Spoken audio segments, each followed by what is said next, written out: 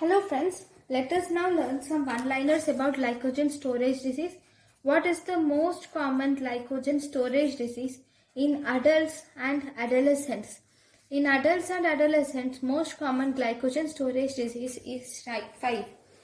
Then, glycogen storage diseases associated with cirrhosis include we have type 3, 4 and 9 are associated with cirrhosis. Glycogen storage disorders associated with renal dysfunction is mainly type 1. Glycogen storage disorders associated with myopathy is type 3 and type 4. Liver glycogen storage diseases with myopathy is type 3 and type 4. Liver glycogen storage disease with neurological involvement is mainly type 2.